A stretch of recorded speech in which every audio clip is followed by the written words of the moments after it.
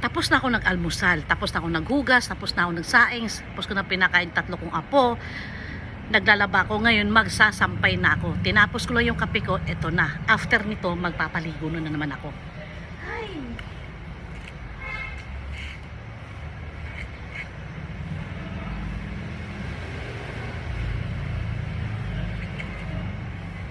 Wala lahat ng mga anak ko, 'di ba? Sa dami ng anak ko, wala lahat ng eskwelahan. Gabi nang uwi nun. Kaya kami ng asawa ko, kami ang nag-aalaga at asikaso sa 3 kong apo. Pag may importante akong lakad, kasama ko.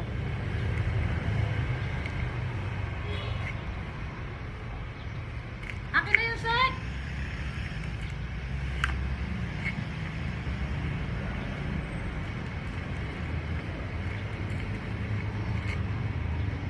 Kanina pa ako alas 5 gising. Mag alas 9 na, magte 10 o'clock na, walang hinto na trabaho. Tuloy.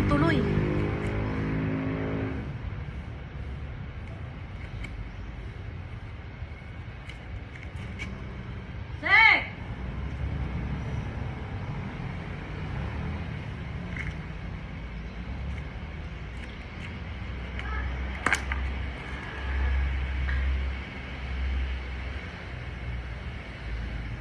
May isa pa akong nakasalang.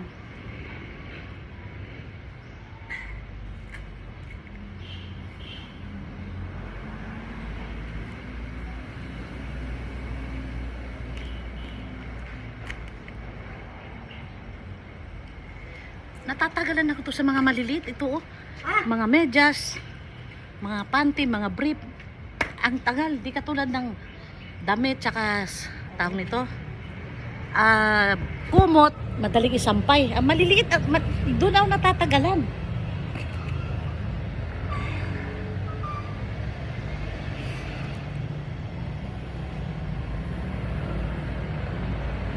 Nandun na si Sak? Wala ko yung boot.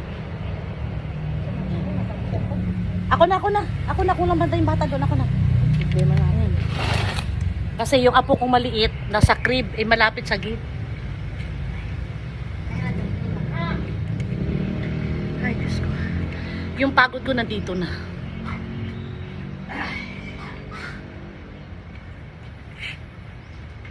Yung estudyante kong UST, alas 5 pa lang umalis na kasi iwas traffic. Yung dalawa ko naman na nursing, alas 4 umalis na yung isa, yung isa alas 5 din. Diba?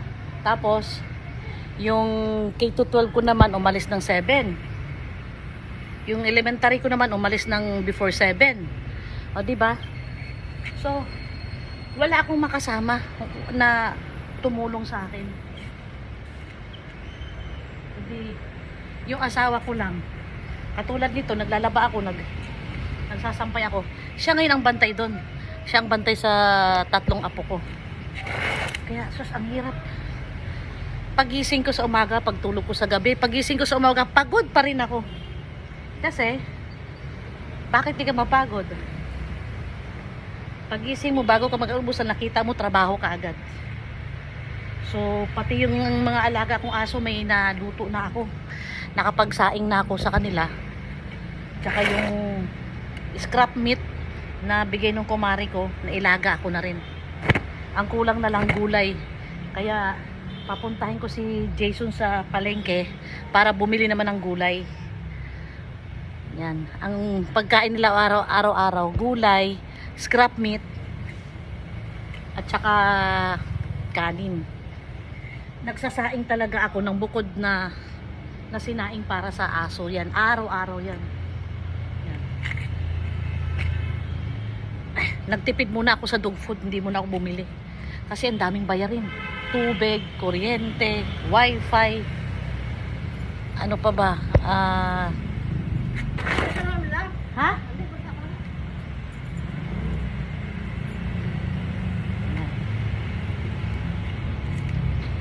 Tapos ngayon aalis pa yung asawa ko.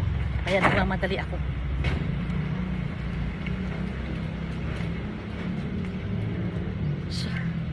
So, sampay is done. See you later kasi meron pa akong last batch. Thank you for watching sa may sampay-sampay, araw-araw.